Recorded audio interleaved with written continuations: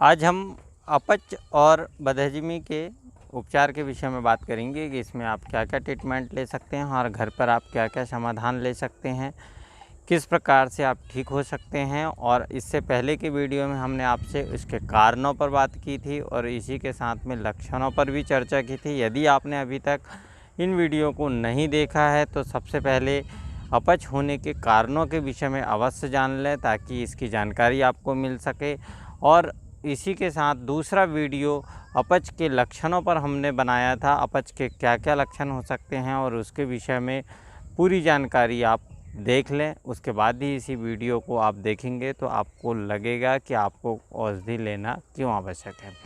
तो आज हम मेडिसिन और आप किस प्रकार से ठीक रह सकते हैं, इसी पर्पस पर लेकर यह वीडियो बना रहे हैं। और इस वीडियो को देखकर आप कुछ आयुर्वेद औषधियाँ तथा आयुर्वेदिक प्रयोगों से आप अपने आप को स्वस्थ रख सकते हैं, इसके विषय में मैं चर्चा करने वाला हूं। मैं डॉक्टर मोरेश्वर अर्क आयुर्वेद में आपका स्वागत करता हूं। अभी तक आपने हमारे यूट्यूब चैनल को सब्सक्राइब नहीं किया है तो सब्सक्राइब कर लें, साइड में बेल आइकन को प्रेस कर लें ताकि नए वीडियो की जानकारी आपको मिलती रहे। आज जो विषय है इसमें सबसे पहली बात होती है कि आपको कॉन्स्टिपेशन किस वजह से हुआ है और अपच के क्या कारण हैं। इसी को सबसे पहले ध्यान में रखते हुए उस कारण को हटाने का प्रयास करना चाहिए। यदि आपको कॉन्स्टिपेशन किसी अपच करने वाली या हैवी चीज़ें लेने की वजह से हुआ है तो सुपाच्य भोजन प्रयोग करने की कोशिश करना चाहिए या उन चीज़ों को त्याग करना चाहिए या फिर बदहज़मी करने वाली सभी चीज़ों को आपको स्टॉप करना चाहिए। खाने पीने में हल्की चीज़ों का प्रयोग करना चाहिए, सुपाच्य भोजन का प्रयोग करना चाहिए। कई बार तो हम लंघन का प्रयोग भी आपको बताते हैं कि आपको लंघन का प्रयोग करके किस प्रकार से आप स्वस्थ रह सकते हैं। और लंघन बहुत अच्छा उपचार होता है। लंघन का अर्थात यह नहीं है कि आपको पूरी तरीके से बिना खाए रहना है, पर लंघन का अर्थ यह भी होता है कि आपको मूंग दाल की खिचड़ी रात के समय लें या सुबह के समय भी ले सकते हैं। इस प्रकार से आप अपच हुई है तो उससे स्वस्थ हो सकते हैं। साथ ही आपको उष्ण जल का या गुनगुने पानी का सेवन करना है। गुनगुने पानी का सेवन आप करते हैं तो आपको लाभ मिलने लगता है। आप जब भी पानी लें तो आप एक प्रयोग कर सकते हो कि 2 लीटर पानी उबाल कर आप रख लें और उसे जब भी लेंगे तो थोड़ा सा उष्ण हो, इस प्रकार के जल का आप सेवन करते हैं तो आपको फ़ायदा मिलता है। रात के समय में आप सोते समय 1-2 ग्लास गुनगुना पानी पी लेते हैं तो भी आपको अपच से राहत मिल जाती है और पेट आपका साफ़ हो जाता है। साथ ही आप चाहे तो एक हल्के रूप से आप प्रयोग कर सकते हैं। ईसबगोल हस्क जो आती है, ईसबगोल की भूसी आती है, उसका प्रयोग आप पानी में डालकर रात में भोजन के बाद में सोने के पहले आप 1 गिलास पानी लेते हैं और उसमें 1 चम्मच ईसबगोल डालते हैं और उसे 2 मिनट रहने देते हैं। उसके बाद आप प्रयोग करते हैं तो आपको सुबह पेट साफ़ हो जाता है और कब्जियत की शिकायत चली जाती है। इस प्रकार से आप थोड़े समय तक यह प्रयोग करते रहें तो आपको यदि IBS की वजह से इस प्रकार की परेशानी आई है या फिर किसी अन्य कारण से भी आई है तो आपको अपच में यह लाभकारी प्रयोग होता है। इसे आप अवश्य कर देख सकते हैं घर पर। यदि आपके पास त्रिफला है तो त्रिफला का प्रयोग भी कर सकते हैं आप। त्रिफला का बहुत अच्छे प्रयोग होते हैं, इसे भी आप रात्रि में ही सेवन करें।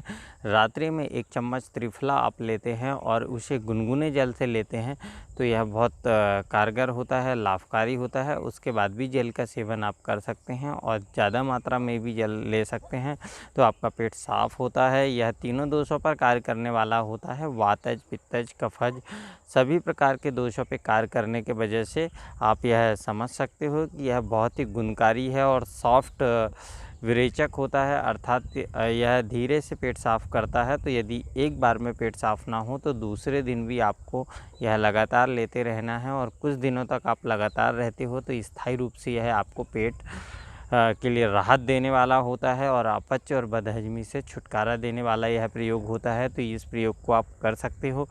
औषधि के रूप में आप अधिक चाहते हैं तो आपको भोजन के पहले हिंगवाष्टक चूर्ण लेते हैं फर्स्ट निवाले के साथ में और यह प्रयोग करते हैं तो इसमें हींग सुपाच्य होती है, इसके वजह से ये, और इसमें अन्य योग भी होते हैं, जिसके विषय में भी हम आपसे पूर्ण चर्चा करेंगे कभी हिंगवाष्टक चूर्ण बनाने की विधि में, तब आपसे इस विषय में बताएंगे। पर यदि आप हिंगवाष्टक चूर्ण को लेते हैं और फर्स्ट निवाले के साथ में खाते हैं तो आपको यदि भूख नहीं लगती है या अपच की शिकायत है तो उसमें, और गैस बनने की परेशानी हो रही है तो उसमें आपको बहुत लाभ मिलता है। यह सभी हमारे आजमाए हुए और उपयोग किए हुए चीज़ें हैं जो हम आपसे शेयर कर रहे हैं।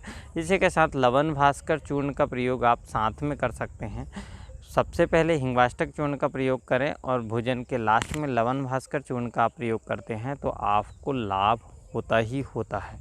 इस प्रकार से आप प्रयोग में ले सकते हैं। यदि आपका कॉन्स्टिपेशन बहुत अधिक है या क्रूर कुष्ठी है, आपको बहुत ज़्यादा कॉन्स्टिपेशन है, पेट बिल्कुल ही साफ़ नहीं होता है, तो ऐसी अवस्था में आपको तीव्र विरेचन या तीक्ष्ण विरेचन का प्रयोग करना पड़ सकता है। उसके लिए बनी हुई औषधियाँ आती है, उन्हीं का प्रयोग आप करें। अश्वकंचुकी रस का प्रयोग करें। आप रात में यदि 1 टेबलेट अश्वकंचुकी रस की आप पान के स्वरस से लेते हैं तो भी आपका पेट साफ़ हो जाता है। पर यदि आपको दस्त लग जाते हैं, यदि अश्वकंचुकी रस लेने के बाद में आपको 2-3 बार सुबह दस्त होते हैं, उसके बाद भी बंद ना हो, तो आपको गुनगुने जल का सेवन करने पर यह बंद हो जाते हैं, या फिर गर्म चाय पी लेने से यह बंद हो जाते हैं। उसके बाद आपको दिन भर गर्म पानी ही पीना है, क्योंकि ठंडे पानी लेंगे आप तो ठंडे पानी से यह दस्त बढ़ते जाते हैं। यह इससे तेज़ विरेचक होता है, थोड़ा तेज़ विरेचन करता है। या फिर हल्के विरेचन में आप लोगे तो सुख विरेचन चूर्ण का प्रयोग करेंगे आप, तो भी आपको कॉन्स्टिपेशन की परेशानी से मुक्ति मिलती है। सुख विरेचन चूर्ण 1 चम्मच की मात्रा में रात में लेते हैं तो आपको पेट साफ़ होने लगेगा, कब्ज की शिकायत नहीं रहेगी। आप या तो फिर यदि बहुत ही पेट खराब है और अधिक ऐसा विरेचन लेना है आपको कि बहुत माने मेडिसिन लेने के बाद भी ठीक नहीं होता है, तो आपको इच्छा विधि रस का प्रयोग आप कर सकते हैं। तो इच्छा विधि रस जो होता है उसको लेने के लिए आप सुबह ही ले सकते हैं, यह रात में बिल्कुल ना लें। इसे लेने के लिए आप सुबह 7 बजे या 8 बजे आपको यह मेडिसिन लेनी है और ठंडे पानी से लेना है। इसके लिए संभल कर ले, अक्सर चिकित्सक से परामर्श कर कर ही इसी मेडिसिन को लें, क्योंकि यदि आप स्वयं से लेते हैं तो इसके लिए आपको परेशानी भी हो सकती है।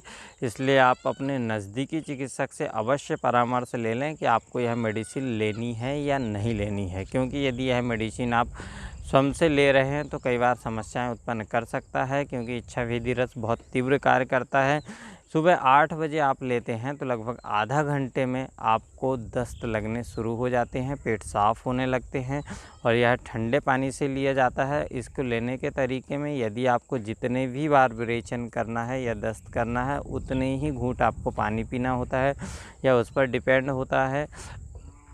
आपको लेने के बाद में आधा घंटे के बाद से दस्त जो शुरू होते हैं, तो 1-2 बार दस्त होने के बाद आपको गर्म पानी शुरू कर देंगे आप, तो उसके बाद में एक आध बार ही आपको मोशन होंगे, उसके बाद बंद हो जाते हैं। और आपको दिन भर हल्का भोजन लेना है, मूंग दाल की खिचड़ी लेंगे आप और साथ में गर्म पानी पीते रहेंगे। यदि आप ठंडा पानी लेंगे तो दस्त बढ़ते जाते हैं, इसलिए गर्म पानी का ही सेवन करें। तो इस प्रकार से आप अपच या कब्जियत की शिकायत है तो आयुर्वेदिक तरीके से आप अपने आप को स्वस्थ रख सकते हैं और इससे स्वस्थ हो सकते हैं।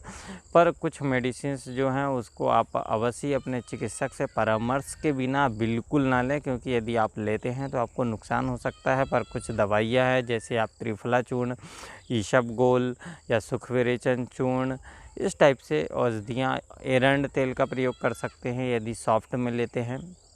हिरण तेल का बहुत अच्छा प्रयोग है, क्योंकि यदि आपको बिना किसी परेशानी के पेट साफ़ करना है या अपच की शिकायत या कब्जियत से स्वस्थ होना है, तो इसके लिए आप एरंड तेल 1 चम्मच या 2 चम्मच रात में दूध में डालकर लेते हैं तो हल्के रूप से आपको पेट साफ़ हो जाता है और किसी प्रकार की परेशानी नहीं होती है।